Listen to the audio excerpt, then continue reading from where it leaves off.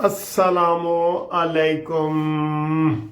लो जी, आज सुबह मैंने कहा था कि बिजली और गैस के ऊपर हुकूमत तवज्जो दे, और बड़ी कंप्लेंट्स आ रही हैं, बड़े मैसेज आ रहे हैं लोगों के कि वाकई वो कह रहे हैं जी कि देखें इस सर्दी में भी।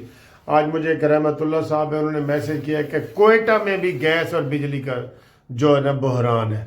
तो फिर वो कहते हैं ऐसी तरक्की का हम क्या करें। तरक्की वही अवाम के लिए होती है ना। अगर आपके 100 जहाज की बजाय 1000 जहाज बिक जाएं और गैस और बिजली ना हो तो फिर की फायदा। के जी शायर कहता है, शायर कि पुलिस नू आखा चोर ते फायदा की, पिछों करदा फिरा टकोर ते फायदा की, ते बूथी हो जाए होर दी होर ते फायदा की। भाई हमारे जहाज बिक रहे हैं, मिसाइल बिक रहे हैं और हमारे टैंक बिक रहे हैं, उधर की फायदा। जब आवाम को ही कोई फायदा ना हो तो मेरे ख्याल है उसका कोई फायदा नहीं है। आवाम को फायदा ये है कि पहले आवाम के ज़रूरी चीज़ें पूरी करें, बिजली पैदा करें, गैस पूरी करें, बिजली पूरी करें। अब हम इस सर्दी में भी गैस और बिजली के लिए हम जनाब अभी थोड़ी देर के बाद ही गैस चली जाएगी सुबह तक। तो जो गैस के हीटर इस्तेमाल करते हैं वो भी ठिठरेंगे। जो रात को किसी ने चाय पीनी है तो वो भी 10 बजे के बाद चाय नहीं पीगा। लाहौर का ये हाल है। आपके इलाके में गैस कितने बजे जाती है? हमारे हर रोज रात को 10 बजे जाती है और सुबह जो है ना 7-8 बजे आती है। आपके यहाँ क्या हालात है? और बिजली का उन्होंने नया शेड्यूल बनाया है कि पूरा पूरा दिन बिजली चली जाती है, हफ्ते में एक दफा। ये क्या है यार? ये हम एटम बम वाले मुल्क हैं। अगर इसके ऊपर गौर करें तो यकीन करें हमें खुद शर्मिंदगी होगी जो हम कह रहे हैं जी हम एटम मुल्क हैं। तो हमारे से बेहतर तो फिर वो दूसरे हैं ना, जिनके पास ये सारी सहूलतें तो पूरी हैं। ठीक है, तो बहरहाल खुदारा अवाम की बुनियादी ज़रूरतों की तरफ तवज्जो दें, महंगाई की तरफ तवज्जो दें, गैस और बिजली की तरफ तवज्जो दें। दोस्तों ज़रा कमेंट्स करके बताओ, ये सबसे ज़रूरी है। मेरे ख्याल है एटम बम बनाने से भी ये ज़रूरी है कि गैस और बिजली पूरी दी जाए। आपका क्या ख्याल है जी? कमेंट्स करके बताएं। लो जी, मंगल का दिन है, डुगडुगी जारी है। वही ऐसे वो मैं वीडियो भी देख रहा था, लग रहा था पिछले मंगल की है।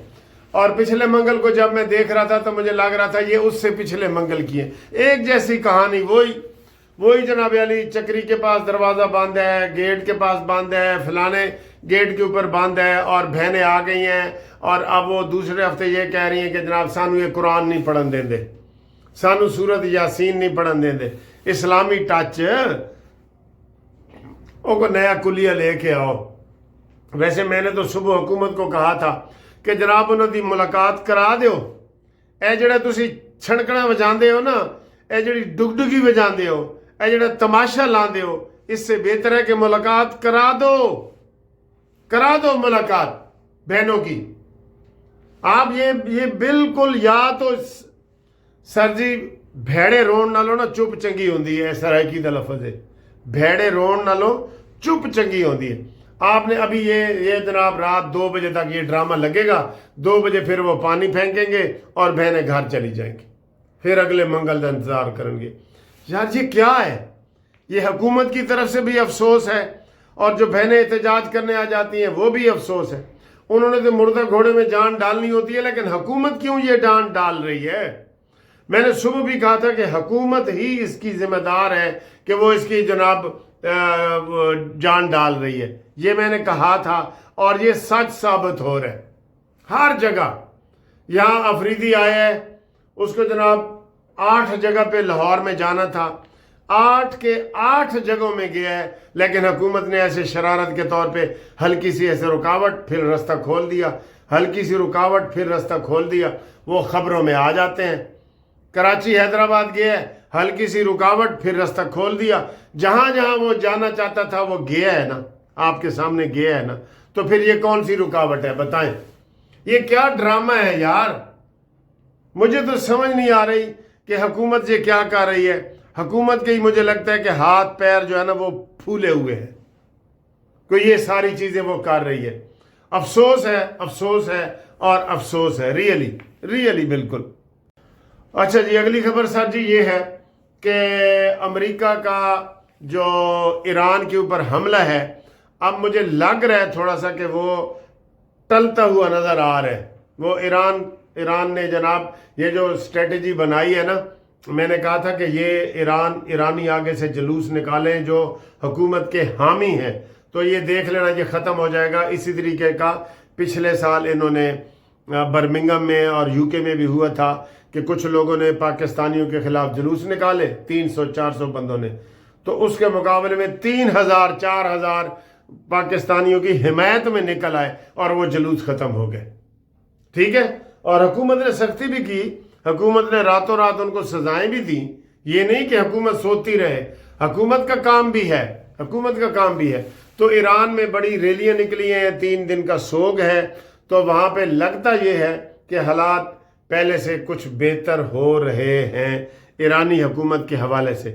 اور ہم نے بھی یہ ریکویسٹ کی تھی کہ ساری OIC، ساری مسلم امہ، جتنے یہ ممالک ہیں، وہ امریکہ کی غلامی سے بچنے کے لیے ایران کا ساتھ دیں.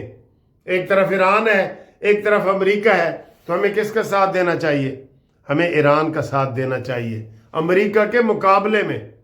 ٹھیک ہے، سعودی عرب نے بھی انکار کر دیا کہ جناب ہم امریکہ کو اڈے نہیں دیں گے. یہ بہت بڑی بات ہے بھائی.